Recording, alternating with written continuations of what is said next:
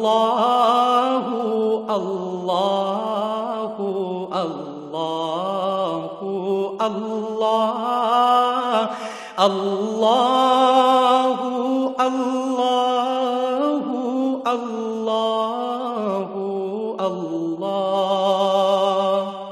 اعوذ باللہ من الشیطان الرجیم، بسم اللہ الرحمن الرحیم۔ محمد الرسول اللہ والذین معاہ وشداء علی الکفار رحماء بینہم تراہم رکعا سجدا یبتغون فضلا من اللہ ورضوانا سیماہم فی وجوہہم من اثر السجود ذالک مثلہم فی التوراۃ ومثلہم فی الانجیل۔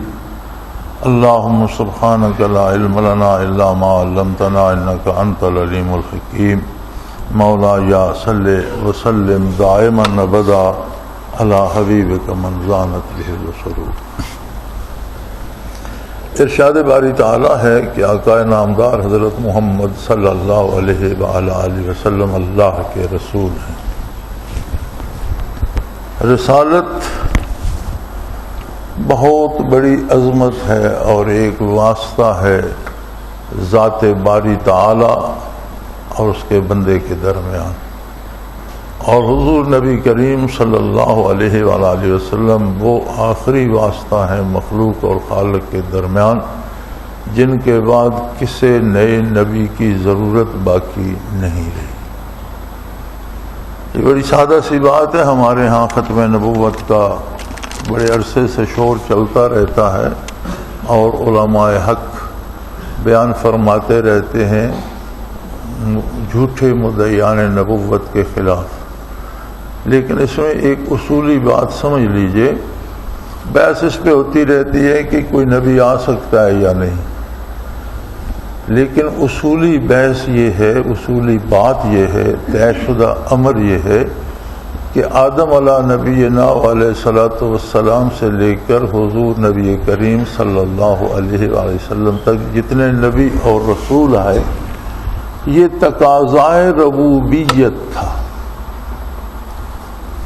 اللہ کی جو صفت ہے کہ اللہ رب العالمین ہے، تو ربوبیت ہوتی ہے تربیت کے لیے، پالنے کے لیے، ضرورتیں پوری کرنے کے لیے۔ تو رسول آئے کہ جب بھی بنی آدم کو روحانی تربیت کی پیاس محسوس ہوئی یا وہ پیغام جو اللہ کی طرف سے بندوں کو ہے وہ لوگوں سے اٹھ گیا، تو نیا نبی آ گیا۔ تو جتنا سلسلہ نبیوں کا 1,34,000 یا کم و بیش، ایک جگہ پے بپے 3 نبی بھی آئے، اور کوئی آبادی انسانی ایسی نہیں رہی جہاں نبوت نہ آئی ہو۔ بر صغیر میں بھی علماء نے بعض انبیاء کا تذکرہ فرمایا اور ان کی قبور کا بھی تذکرہ فرمایا، ہر جگہ نبی آئے۔ تو نبی کا آنا انسانوں کی ضرورت تھی، جہاں انسانیت کو ضرورت پیش آئی نئی نبوت اللہ نے بھیج دی، یا پہلی نبوت کی تائید میں نبی بھیج دی۔ حضور اکرم صلی اللہ علیہ وسلم کی بعثت نے قیامت تک کے لیے انسانی ضرورت کو پورا کر دیا، کسی نئے نبی کی ضرورت باقی نہ رہی۔ ختم نبوت سے یہ مراد ہے کہ نبوت مکمل ہو گئی اور کسی نئے نبی کی ضرورت باقی نہ رہی۔ سو یہ وہ آخری دروازہ ہے آپ کی بارگاہ جو بندے اور اللہ کے درمیان واسطہ ہے۔ والذین معاہ، وہ لوگ جنہیں آپ کی معیت نصیب ہوئی، ان میں والسابقون السابقون، جو سبقت لے جانے والے تھے ان کا تو کوئی ثانی نہیں، وہ سبقت لے گئے۔ اولئک المقربون، وہ اللہ کے بہت ہی مقرب بندے ہیں۔ وہ تھے مہاجرین و انصار، صحابہ کرام رضوان اللہ علیہم اجمعین، جن کو آپ صلی اللہ علیہ وسلم کی روحانی معیت بھی نصیب ہوئی اور جسمانی معیت بھی نصیب ہوئی، اور جو بیک نگاہ شرف صحابیت پر سرفراز ہوئے۔ اب اس کے بعد حضور اکرم صلی اللہ علیہ وسلم کے دنیا سے پردہ فرما جانے کے بعد قیامت تک وہ جو جسمانی معیت تھی وہ ختم ہو گئی. کوئی شخص صحابی نہیں بن سکتا، لیکن روحانی معیت ہمیشہ قائم رہے گی. اگر روحانی معیت ختم ہو جائے تو پھر نئے نبی کی ضرورت پیش آئے گی. تو نبوت آپ کی جاری و ساری ہے، اور جب تک سورج طلوع و غروب ہو رہا ہے حضور ہی کی نبوت رہے گی. آج بھی کوئی یہ نہیں پڑھتا کہ حضور اللہ کے نبی تھے، بلکہ پڑھا جاتا ہے حضور اللہ کے رسول ہیں. آج بھی کلمہ طیبہ لا الہ الا اللہ محمد الرسول اللہ یہ ہے کہ حضور اللہ کے رسول ہیں، آج بھی ہیں اور ہمیشہ رہیں گے. تو چونکہ ہمیشہ آپ صلی اللہ علیہ وسلم کی نبوت رہے گی تو وہ روحانی معیت جو ہے، وہ کیفیت جو قلب و جگر پہ وارد ہوتی ہے، جو قلب و نظر پہ وارد ہوتی ہے، جو دل کی گہرائیوں میں اترتی ہے، وہ معیت ہمیشہ رہے گی. اور اسی کا نام تصوف ہے. یعنی صرف زبانی احکامات و ارشادات سننا، ان پر عمل کرنا بہت اچھی بات اور بہت اعلیٰ اسلام ہے. حضور کا اتباع کرنا ہی مقصد حیات ہے، لیکن اس اتباع میں کتنا خلوص ہے، کتنی گہرائی ہے، دل اس میں کتنا شامل ہے، اور دل میں اس کے لیے کتنی تڑپ اور کتنی محبت ہے، یہ کیا ہے؟ یہ تصوف. تصوف شریعت سے الگ کوئی چیز نہیں ہے، بلکہ شریعت کو جاننا اور شریعت پر عمل کرنے میں خلوص کتنا ہے، دل کتنا شامل ہے، یہ تصوف ہے.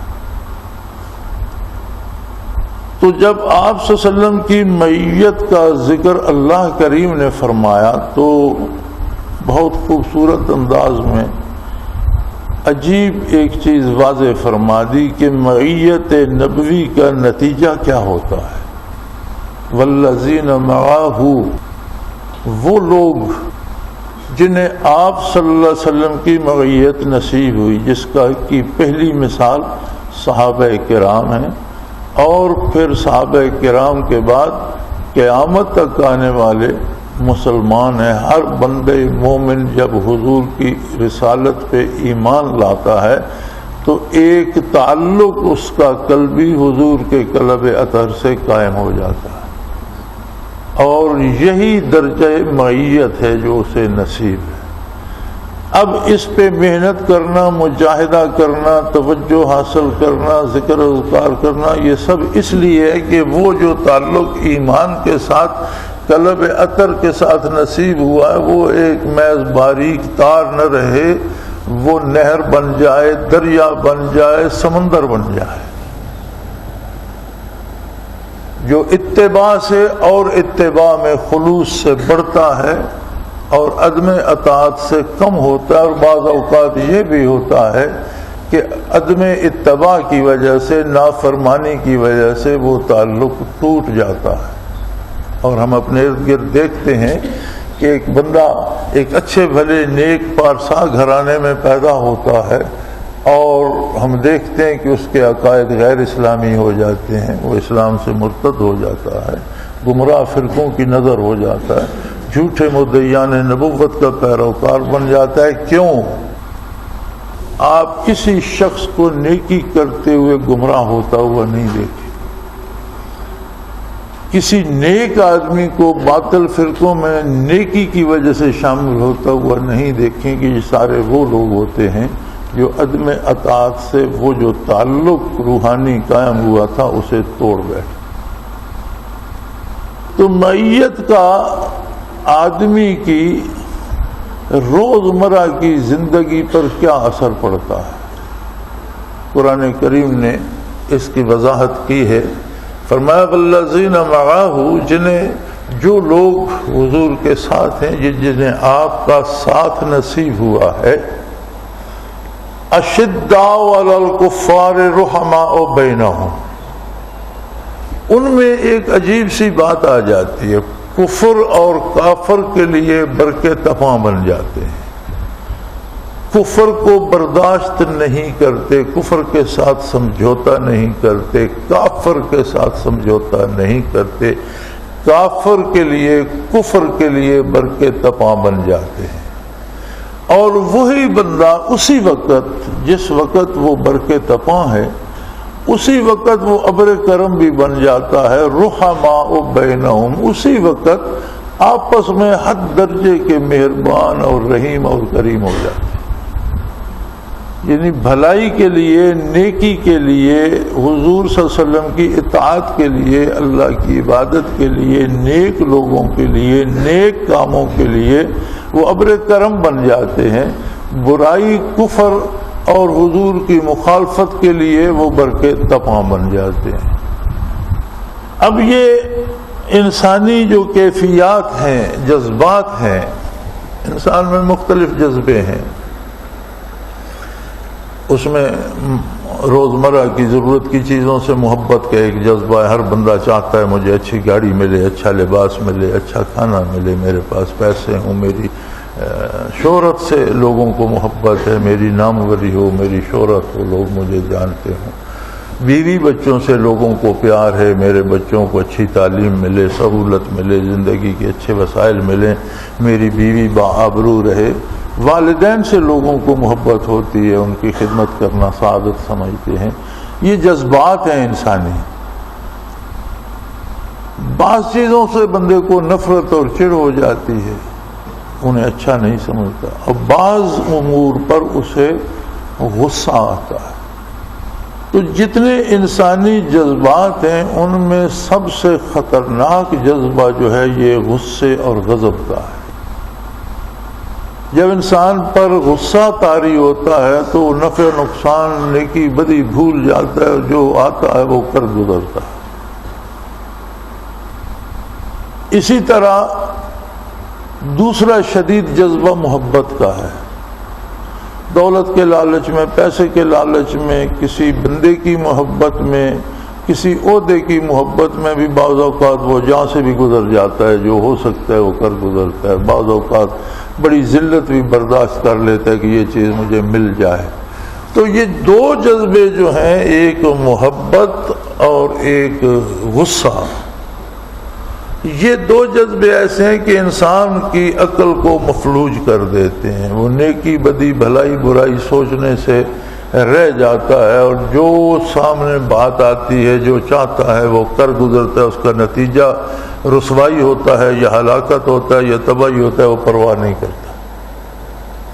یعنی یہ دو جذبے مزاج انسانی پہ اتنا غلبہ پاتے ہیں کہ اس کی سوچیں مفلوج ہو جاتی ہیں۔ لیکن معیت رسالت کا کمال یہ ہے کہ مندے مومن اور وہ مومن جس سے معیت رسالت کا کوئی ذرہ نصیب ہو جائے، وہ جذبات سے مغلوب نہیں ہوتا، بلکہ جذبے اس کے غلام ہو جاتے ہیں۔ معیت رسالت کی برکات جو قرآن حکیم نے بیان فرمائی ہیں وہ یہ ہیں کہ غصہ اور محبت دو ایسے جذبے ہیں جو نوع انسانی کے کسی بھی فرد کو بالکل پاگل کر دیتے ہیں، بالکل مخبوط الحواس کر دیتے ہیں، اس کی سوچیں ختم ہو جاتی ہیں۔ وہ غصے میں، انتقام میں آ کر اپنی جان ہار جاتا ہے، پرواہ نہیں کرتا۔ محبت اور لالچ میں آ کر بعض اوقات جان ہار جاتا ہے، پرواہ نہیں کرتا۔ لیکن جس سے معیت محمد الرسول اللہ صلی اللہ علیہ وسلم نصیب ہوتی ہے، وہ جذبے کا محتاج نہیں رہتا، جذبے اس کے تابع آ جاتے۔ آپ انقلابات زمانہ کو دیکھیں، فرانس کا انقلاب بڑا مشہور ہے، چین میں انقلاب آیا، ہٹلر نے اپنے طور پر ایک انقلاب برپا کر دیا اور پوری دنیا کو اس نے تباہی میں دھکیل دیا۔ مختلف ممالک میں مختلف انقلاب آئے۔ آپ جہاں بھی مطالعہ فرمائیں گے تو آپ یہ دیکھیں گے کہ انقلاب لانے والے نے انسانی جذبات کو استعمال کیا۔ کوئی ایسی بات کہہ دی کہ لوگ اس بات پر فدا ہو گئے اور اس کے پیچھے لگ گئے۔ چونکہ وہ جذبات کا کھیل تھا، تو جب تک لوگوں میں وہ جذبہ رہا تب تک وہ اس کے ساتھ رہے اور ایک دنیا کو تبدیل کر کے رکھ دیا. لیکن جب آہستہ آہستہ وقت کے ساتھ اس جذبے سے وہ قوت جاتی رہی، تو پھر ہم دیکھتے ہیں کہ وہی لوگ ان لوگوں کو جن کے پیچھے ان کے والدین اور باپ داداؤں نے جانیں ہار دی تھی، ان کے نام پر جوتے مارتے. اب چین میں موزے تم کے بارے بات کر کے دیکھ لیں، جرمنوں سے ہٹلر کے بارے بات کر کے دیکھ لیں، تو یہ سارے لوگ اب یہ کہتے ہیں کہ انہوں نے ہمیں تباہ کر دیا، ہمارے سسٹم تباہ کر دیے، ہمارے نظام تباہ کر دیے. روس میں وہ بات عام آدمی کے دل میں اب وہ احترام لینن کے لیے نہیں جو بوقت انقلاب تھا. اب وہ سوشلزم بھی اصلاح پر وہ کہہ رہے ہیں یار یہ کیا جھک ماری اس نے اور ہمارا سارا نظام طے والا کر دیا. لوگ واپس آ، روس میں بھی وہ اپنے نظام سے واپس آ رہے ہیں، چین میں اپنے نظام سے واپس. اس کا مطلب ہے کہ جب جذبات سرد ہوئے اور لوگوں کو ہوش آئی تو انہوں نے سمجھا کہ یہ تو جذبات میں دھکیل کر انہوں نے ہمیں تباہ کر دیا. جو انقلاب آقا نامدار صلی اللہ علیہ وسلم نے برپا فرمایا وہ جذبات کا نہیں تھا. یعنی جذبات ان افراد کے تابع، انہیں پتا تھا کہ کہاں غصہ کرنا ہے وہاں غصے کا اظہار کرتے.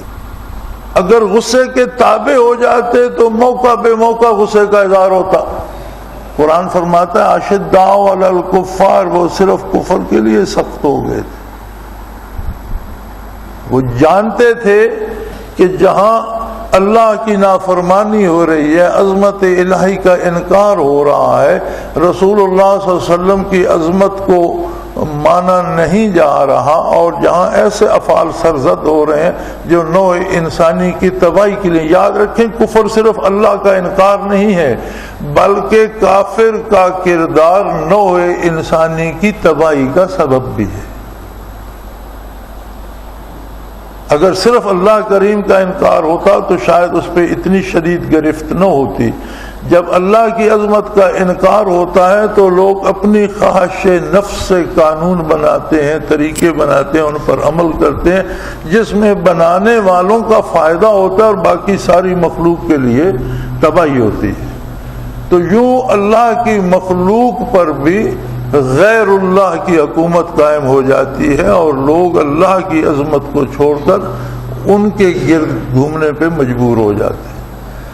تو جنہیں برکات نبوت نصیب ہوئی وہ جذبات کے تابع نہ رہے، جذبات ان کے تابع ہو گئے اور انہیں پتہ چل گیا کہ کہاں غصہ کرنا ہے، اور جہاں انہیں پتہ ہے غصہ کرنا ہے وہاں وہ اشداء و بہت شدید ہو گئے، بڑے سخت ہو گئے. کوئی سمجھوتے کی نرمی کی گنجائش نہ رہی. ہمارے ہاں عجیب عجیب حوالے دیے جاتے ہیں کافروں سے تعلقات کے. کبھی ان میں میثاق مدینہ کو لایا جاتا ہے، کبھی ان میں صلح حدیبیہ کو لایا جاتا ہے، اور میں یہ سمجھتا ہوں کہ غلط موقع پر غلط مفہوم پیش کیا جاتا ہے. میثاق مدینہ کیا تھا؟ یہود کے ساتھ حضور کا معاہدہ تھا کہ تم بھی اس شہر کے باسی ہو، ہم بھی اس شہر میں رہتے. اگر باہر سے کوئی اس شہر پر حملہ کرے گا تو اس کا دفاع تمہارے لیے بھی اتنا ہی ضروری ہے جتنا ہمارے لیے. تو اس میں کوئی کفر کے ساتھ دوستی تو نہیں، کفر کے ساتھ تو معاہدہ نہیں ہے، کفر اور اسلام کے درمیان معاہدہ نہیں ہے. ایک شہر کے باسیوں کے درمیان بڑا باعدل ایک معاہدہ ہے کہ اب اس مسجد میں ہم سارے بیٹھے ہیں، خدا نخواستہ یہاں کوئی حملہ کرتا ہے تو یہ تو معاہدہ فطری ہے کہ کوئی یہاں ہم سے متفق بیٹھا ہے یا کوئی ہم پر اعتراض کرنے کے لیے یہاں آیا ہے کہ میں اس کی تقریر سنتا ہوں اور دیکھتا ہوں کیا کہتا ہے، میں اس پر اعتراض کروں گا. لیکن اگر خدا نہ خواستہ کوئی مسجد پر ہی حملہ کر دیتے تو جو بھی بیٹھا ہے اس پر ضروری ہے کہ وہ مسجد کا دفاع کرے. تو یہ دو دشمنوں کے درمیان معاہدہ نہیں ہے، ایک شہر کے باسیوں کے درمیان معاہدہ ہے۔ منع جس سے اسلام کرتا ہے وہ کفر کے ساتھ وہ دوستی ہے جو دین کو متاثر کرے۔ اسلام کافر دکاندار سے سودا خریدنے کو منع نہیں کرتا، کافر کو ملازم رکھنے سے منع نہیں کرتا، کافر کی زندگی کا تحفظ کرنے کا حکم دیتا ہے، اس کی آبرو کے تحفظ کا حکم دیتا ہے، اس کے بچوں کی تربیت کا حکم، اس کے حقوق انسانی کی نگہداشت کا حکم دیتا ہے، لیکن اس کے ساتھ دلی دوستی، ایسی دوستی جو کافرانہ رسومات مسلمان کو اپنانے پہ مجبور کر دے یا جس سے مسلمان کا عقیدہ متاثر ہو، اسے کہتے ہیں ولایت، قلبی دوستی، وہ منع کرتا ہے۔ تو کسی بھی معاہدے میں کفر اور اسلام کے درمیان مصالحت نہیں ہے۔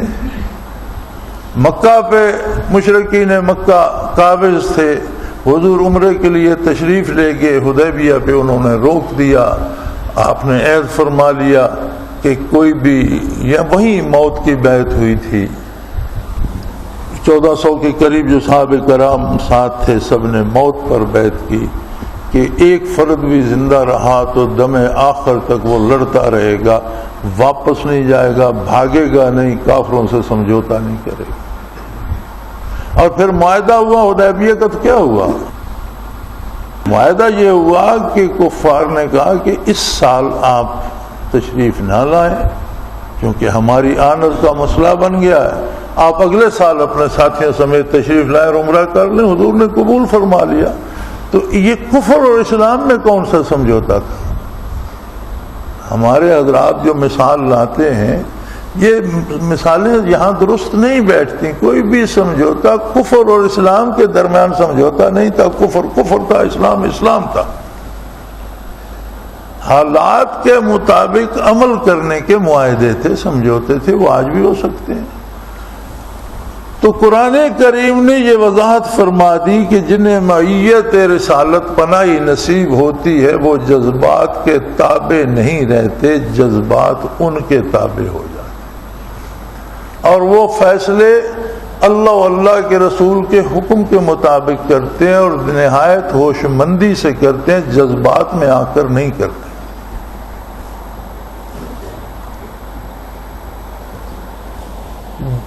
تیسری بات جو فرمائی، غصہ غضب ان کے تابع ہے، محبت و عشق کا جذبہ ان کے تابع ہے۔ تیسری بات یہ ہے تراہم رکعا سجدا، زندگی کا سارا عمل اس خلوص سے کرتے ہیں جیسے رکوع و سجود کر رہے ہیں۔ زندگی کے پورے اعمال جو ہیں وہ لین دین کرتے ہیں، تجارت کرتے ہیں، کاشتکاری کرتے ہیں، فوجی ملازمت کرتے ہیں، جہاد کرتے ہیں، محاذ پہ جاتے ہیں، انتظامیہ میں ملازمت کرتے ہیں، عہدے قضاء پہ فائز ہیں، قانون بنانے والوں میں ہیں، قانون نافذ کرنے والوں میں، جہاں بھی ہیں ہر کام شریعت کے مطابق، اللہ اللہ کے رسول کے حکم کے مطابق اتنے خلوص سے کرتے ہیں جس خلوص سے کوئی رکوع و سجود کرتا ہے۔ تراہم رکعا سجدا، تو جب بھی انہیں دیکھے وہ رکوع اور سجود ہی میں ہیں، وہ رکوع سجود سے باہر نہیں نکلتے۔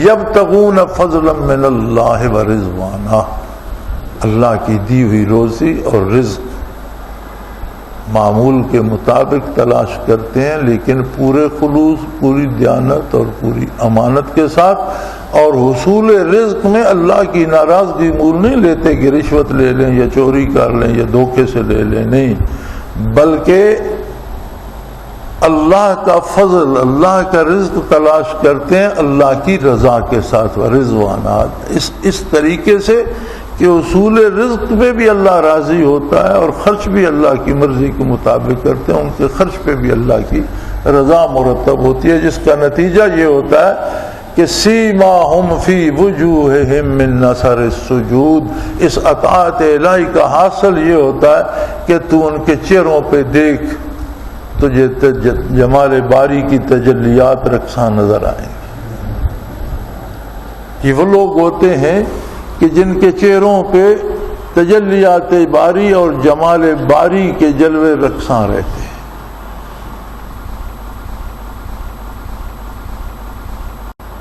آج ہم جس دور میں اور جس عہد میں ہیں، اس میں تصوف کی، اذکار کی ضرورت و اہمیت تو ہمیشہ سے ہے، اور صاحب تفسیر مظہری قاضی ثناء اللہ پانی پتی مرحوم نے تو اس کیفیت کے حصول کو مسلمان مرد و عورت پہ واجب لکھا ہے اپنی تفسیر، اس لیے کہ عمل بالشریعت کے ساتھ خشوع و خضوع کی تاکید قرآن نے جگہ جگہ کی ہے، اور خشوع و خضوع حاصل ہوتا ہے انہی برکات سے جو بارگاہ نبوت سے دلوں کو پہنچیں اور سینہ بسینہ رواں دواں ہیں۔ جس طرح قرآن باقی رہے گا، جس طرح قرآن کی وہ تفسیر جو حضور نے فرمائی باقی رہے گی، آپ کے ارشادات عالیہ باقی رہیں گے، دین پر عمل باقی رہے گا، اسی طرح برکات نبوت جو سینہ اطہر سے تقسیم ہوئی تا قیامت باقی رہیں گی۔ یہ الگ بات ہے کہ تھوڑے لوگوں کے پاس ہوں گی یا زیادہ کے پاس، لیکن دنیا سے نابود نہیں ہوں گی، انہیں بھی وہی حفاظت الہیہ حاصل ہے، انا نحن نزلنا الذکر وانا لہ لحافظون۔ اور قرآن کی حفاظت کا یہ مطلب نہیں ہے کہ قرآن کی صرف عبارت محفوظ رہے، قرآن کی عبارت بھی محفوظ رہے گی، الفاظ محفوظ رہیں گے، معانی بھی محفوظ رہیں گے، تشریح بھی محفوظ رہے گی، حکمت جو قرآن کی تفسیر حضور نے فرمائی وہ بھی محفوظ رہے گی، عمل بھی قرآن پر جو ہے محفوظ رہے گا، اور اس میں جو خلوص بارگاہ نبوت سے تقسیم ہوا اور دلوں کو وہ کیف نصیب ہوا وہ بھی محفوظ رہے گا۔ اس سب کو حفاظت الہیہ حاصل ہے۔ اب یہ الگ بات ہے کہ وہ کون خوش نصیب ہیں جنہیں یہ سعادت نصیب ہو۔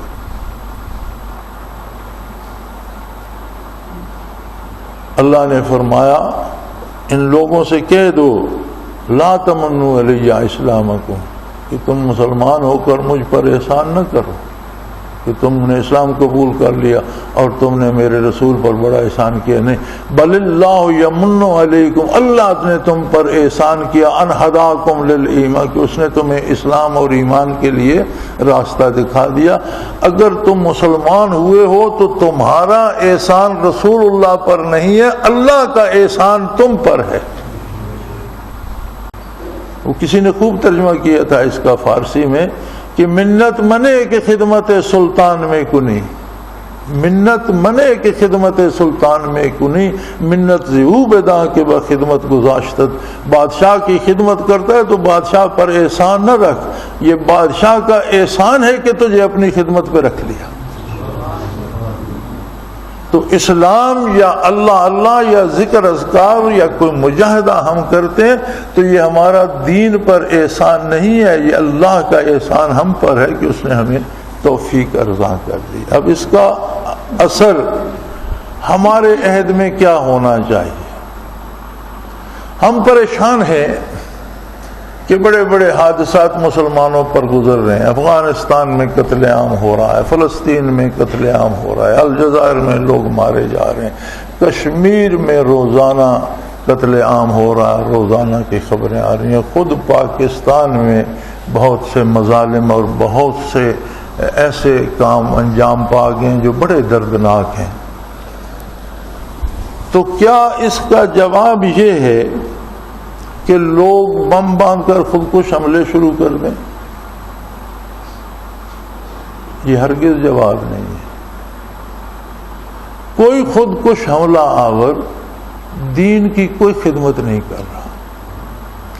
جو بندہ دین کے لیے جان سے گزر سکتا ہے وہ بہت قیمتی بندہ ہے، اور اسے اپنی جان محفوظ رکھنی چاہیے اس وقت کے لیے کہ روبرو کفر اور اسلام کا مقابلہ ہو اور وہ اپنی جان کا نذرانہ پیش کرے۔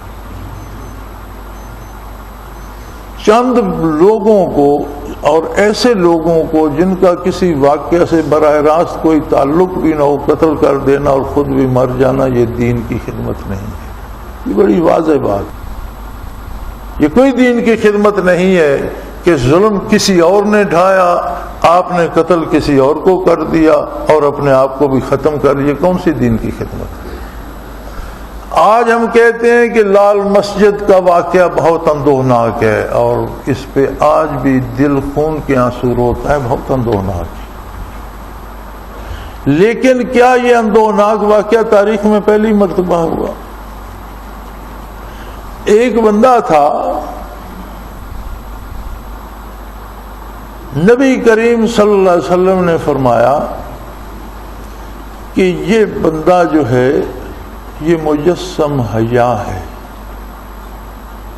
اور میری بیٹی اللہ نے اس کے نکاح میں دے دی، اس کا نکاح اللہ نے کر دیا آسمانوں،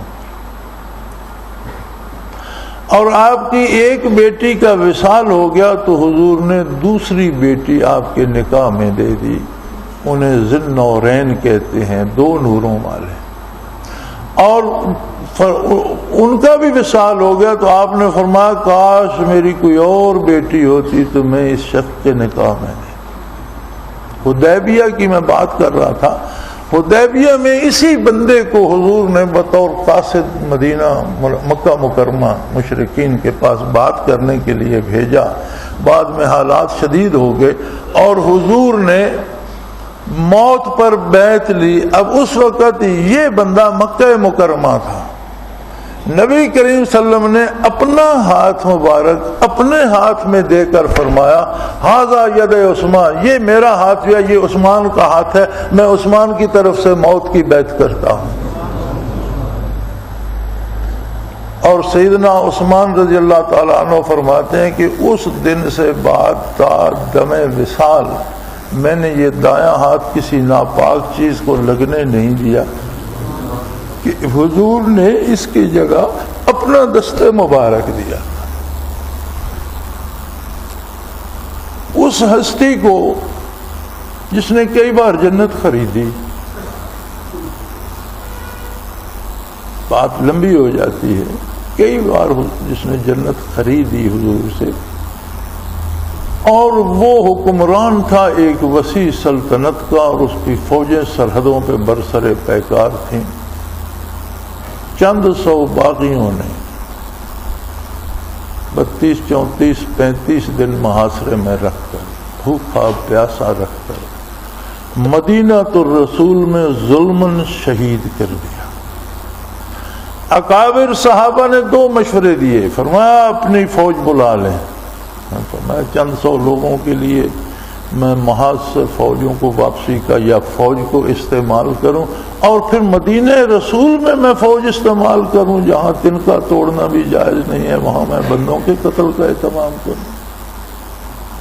انہوں نے عرض کی کہ اگر آپ نے مقابلہ نہیں کرنا تو مدینہ منورہ کی بھی حد ہے، مکہ مکرمہ کی طرح حد حرم ہے، مدینہ کا اپنا حرم ہے، حد حرم سے باہر نکل کر مقابلہ کیجئے۔ تو انہوں نے کہا کہ زندگی بھر رفاقت پیغمبر پہ قربان کر دی، اب اگر موت آ گئی ہے تو روضہ اطہر کا پڑوس چھوڑ کر حرم مدینہ سے باہر نکل جاؤں، نہیں ہو سکتا۔ ایک ایسا شخص جس کے پاس طاقت تھی، حکومت تھی، فوج تھی، فوج استعمال نہیں کی کہ مدینہ منورہ میں لڑائی جائز نہیں، چھوڑ دو، چھوڑا نہیں کہ میں قرب رسالت پر عمر نثار کر چکا ہوں، وقت وصال چھوڑ دوں، شہید ہو گئے، ظلماً شہید ہوئے، بھوکے پیاسے رکھ کر شہید کیے گئے۔ اور اس کا رد عمل یہ آیا کہ کچھ لوگ صبر کا دامن چھوڑ بیٹھے۔ اس کے بعد حضرت علی کرم اللہ وجہ الکریم خلیفہ ہوئے، اور جتنی باتیں آپ کو ملتی ہیں جنگ جمل ہے یا جنگ صفین ہے تو یہ جنگیں نہیں تھیں، کسی میں بھی کسی مخالف نے بھی یہ نہیں لکھا کہ حضرت علی کرم اللہ وجہ کی خلافت سے کسی کو اختلاف۔ مطالبہ حضرت عثمان کے قتل کے بدلے کا تھا، اس پہ جو کچھ بھی ہوا، لیکن ایک بات واضح ہے کہ بعض اکابر سے صبر کا دامن چھوٹ گیا، اور فوری رد عمل کے اظہار کا نتیجہ کیا ہوا؟ دیکھیں جن لوگوں کو حضور نے احد میں تیر اندازی پہ مقرر فرمایا تھا وہ اکابرین صحابہ میں سے تھے، حضور کے جانثار تھے، سارے مخلص تھے۔ ان سے ایک اجتہادی غلطی ہوئی، اور وہ یہ ہوئی کہ جب اہل مکہ بھاگے تو انہوں نے کہا اب یہاں کھڑا ہونے کی کیا ضرورت ہے، اب تو مخالف بھاگ رہے ہیں، ہم بھی ان کا تعاقب کریں اور کچھ کافروں کو ہم بھی ماریں، جس پہ یار لوگوں نے لکھا کہ وہ غنیمت کے لالچ میں چھوڑ کر آ گئے تھے۔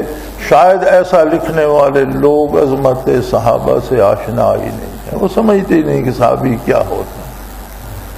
صحابی وہ لوگ ہیں جنہوں نے زندگی بھر کے سرمایہ جائیدادیں، جاگیریں اور گھر چھوڑ کر حضور کے ساتھ ہجرت کی تھی، اور مکہ مکرمہ فتح ہو گیا تو انہوں نے واپس نہیں لی تھی، ہم تو اللہ کے لیے چھوڑ چکے۔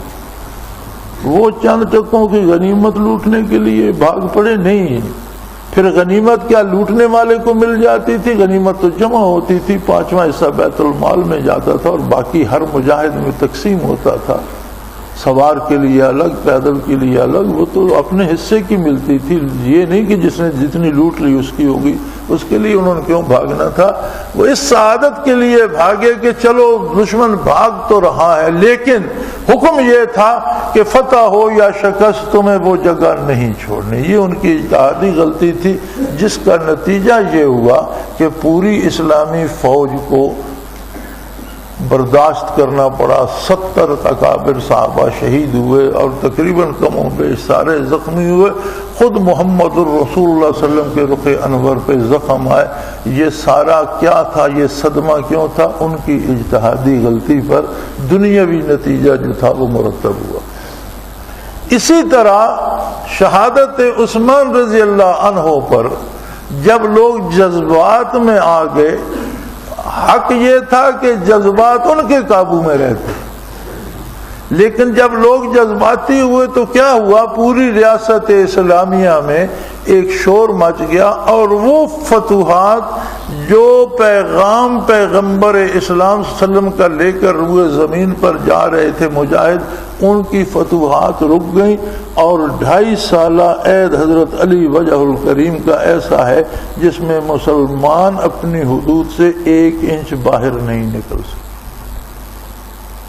یعنی اگر اکابرین پر اس کا اتنا اثر پڑتا ہے، حضرت علی رضی اللہ عنہ کی شہادت کے بعد انہوں نے حضرت حسن رضی اللہ عنہ کو خلیفہ مقرر کیا، اور 6 مہینے کی قلیل میعاد کے بعد حضرت حسن نے خلافت حضرت امیر معاویہ کو سونپ دی کہ یہ آپ کا کام ہے، کریں، یہ مجھ سے نہیں ہو رہا۔ انہوں نے پھر سے لوگوں کو ترتیب دی، پھر سے لوگوں کو حوصلہ دیا، اور جذبات کو ٹھنڈا کر کے جذبات سے نکل کر حقائق پر عمل کرنے کا مشورہ دیا، تو پھر فتوحات اسلامی شروع ہو گئی۔ اگر اس پائے کے لوگ جذبات میں آ جائیں تو اس پہ منفی اثرات مرتب ہوتے ہیں دنیاوی اعتبار سے، خواہ و شرن گناہ نہ ہو۔ میں اور آپ اگر جذبات میں آ کر خودکشیاں کرنے لگیں گے اور بم چلانے لگیں گے اور مساجد اور معابد پر حملے کرنے لگیں گے اور لوگوں کو سر بازار قتل کرنے لگیں گے، تو کیا اثر مرتب ہو؟ یہ کوئی اسلام کی خدمت نہیں ہے، بلکہ مسلمانوں کو اور اسلام کو کمزور کرنے کی بات ہے۔ لہذا کم از کم جو بندہ صوفی ہے اس کا حق یہ بنتا ہے، اس کے لیے یہ ضروری ہے کہ وہ جذبات میں نہ آئے، جذبات کو کنٹرول میں رکھے، حالات کو سدھارے، اور ملک اور قوم کو افراتفری کا شکار ہونے سے بچائے، اور مسلمانوں کو زیادہ سے زیادہ یکجا کرنے کی کوشش کرے کہ مسلمان ملک ایک ایسی قوت بن سکے جو کافر آسانی سے اس کی طرف بری نگاہ نہ ڈال سکے۔ اگر یہ افراتفری ہوگی، ہر شہر میں دھماکے ہوں گے، کہیں پولیس ماری جائے گی، کہیں فوج ماری جائے گی، کہیں پبلک ماری جائے گی، اور ہم سمجھیں گے کہ ہم نے لال مسجد کا انتقام لے لیا، تو یہ تو درست نہیں ہے۔ لال مسجد میں جو لوگ شہید ہوئے، ان کا پیغام بھی یہ نہیں ہے، نہ انہوں نے کسی کو قتل کیا، نہ انہوں نے کسی پر گولی چلائی، نہ مسجد سے نکل کر انہوں نے کسی کا کوئی نقصان کیا۔ اگر ان کا مطالبہ تھا نفاذ اسلام کا تو وہ درست تھا، اور ان کو قتل کیا گیا تو یہ ظلم کیا گیا۔ لیکن اس ظلم کا یہ مطلب نہیں ہے کہ پوری قوم حواس کھو دے اور ہر بندہ بندوق اٹھا لے اور پیٹ سے بم باندھ لے اور لوگوں کو مارنے نکل جائے۔ یہ پھر دوسرا عظیم نقصان ہے جو ملک کو، قوم کو اور پوری امت کو پہنچا رہا ہے ہر وہ بندہ جو فساد پہ کمر بستہ ہو گیا۔ ہمیں دیکھنا یہ چاہیے پورے صبر، پورے یقین، پورے ایمان کے ساتھ کہ ایسا حادثہ کیوں ہوا، یہ کیا جرم تھا کہ یہ کہا جائے کہ ملک میں عدل ہو، اسلامی عدل ہو، ملک میں اسلامی نظام معیشت ہو، ملک میں اسلامی نظام حکومت ہو۔ تو اس پر اتنا شدید رد عمل کیوں آیا؟ ان لوگوں کو یہ حادثہ کیوں پیش آیا؟ کیا آج جو لوگ بم باندھ کے پھرتے ہیں کیا انہی کی غلطی سے تو نہیں آیا؟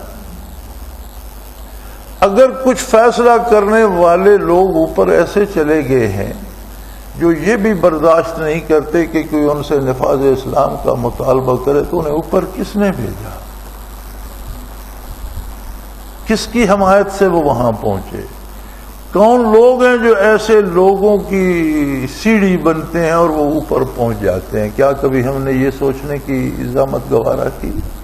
اب پھر الیکشن آ رہا ہے، ہم دیکھتے ہیں کہ ہم کتنے سنجیدہ لوگوں کو منتخب کرتے ہیں۔ اسلام کا تو قاعدہ یہ ہے کہ قوم خود بیٹھ کر سوچے اور ایسے لوگ تلاش کرے جو عہدوں سے گریزاں ہیں، انہیں نکال کر عہدوں پہ بٹھایا جائے، اور جو عہدوں کے لالچ میں بھاگ رہے ہوتے ہیں ان کی ڈسکوالیفیکیشن یہی کافی ہے کہ وہ عہدے کے لالچ میں بھاگ رہا ہے، اس لیے وہ عہدے کا نااہل ہے۔ تو کہیں روز محشر یہ خون ناحق ہماری گردنوں پہ بھی نہ آ جائے۔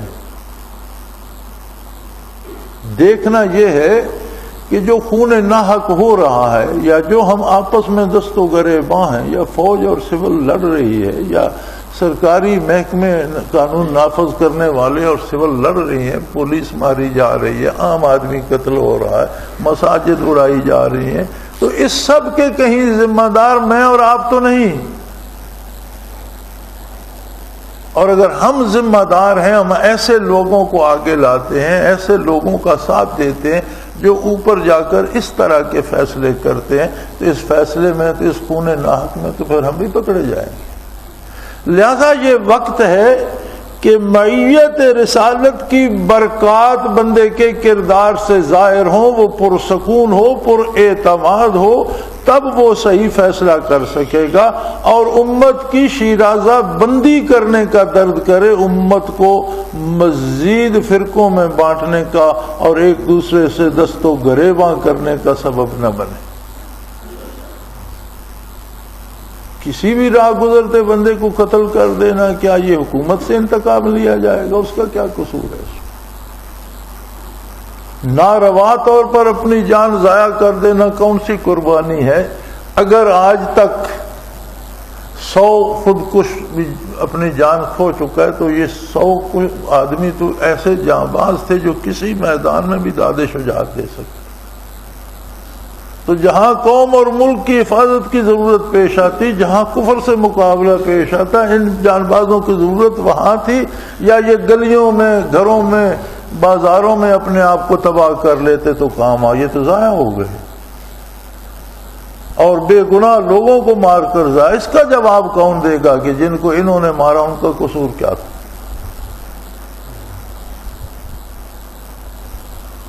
تو تصوف محض ایک رسم نہیں ہے کہ آپ لوگ یہاں آئے اور ہم نے سرٹیفکیٹ دے دیا، ہم بھی صوفی، آپ بھی صوفی، تو مرا من ترا ملا بگویم، تو مرا حاجی بگو، میں تجھے ملا کہا کروں گا، تو مجھے حاجی کہہ دے، میں تمہیں شاباش دے دوں کہ تم نیک ہو گئے ہو، تو آپ مجھے شاباش دے دیں کہ آپ بڑے پارسا ہیں۔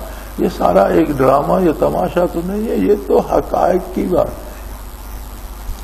اور معیت رسالت اور برکات معیت کی بات ہے، اور ایک ایک کے کردار سے واضح ہونا چاہیے کہ اسے کوئی شمع برکات صحبت رسول کا حاصل ہے، اس میں قوت برداشت بھی ہے، اس میں متانت اور سنجیدگی بھی ہے، اس میں دین کا اور اہل دین کا درد بھی ہے، اس میں اسلام اور اسلام کو ماننے والوں مسلمانوں کے لیے درد بھی ہے، اور اس کے دل میں غیر مسلموں کے لیے بھی درد ہے۔ یہ انہیں محض قتل نہیں کرنا چاہتا، ان تک اللہ کا پیغام پہنچانا چاہتا ہے۔ غیر مسلم کو قتل کرنا بھی انتہائی اقدام ہے کہ جب بغیر قتل کے کوئی چارہ نہ رہے،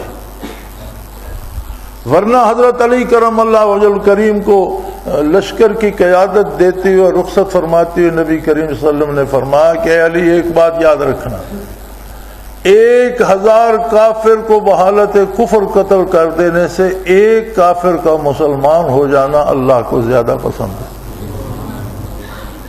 نہیں، اسلام کافروں کے قتل کے لیے نہیں ہے، اسلام حضور کائنات کے ساری انسانیت کے نبی ہیں، قرآن ساری انسانیت کے لیے ہے، اور ہمارے کردار سے کافر نے بھی دیکھنا ہے کہ اس بندے میں کیا تبدیلی آئی ہے، کیا یہ اچھی ہے میں بھی ایسا ہو جاؤں۔ آپ نے کہیں دیکھا صحابہ کرام نے جلسے کیے، تبلیغی چلے لگائے، واعظ کیے، کتابیں چھاپی، کچھ بھی نہیں ہوا؟ تو یہ دنیا اسلام کیوں قبول کرتی گئی؟ ان کے کردار کو دیکھ کر۔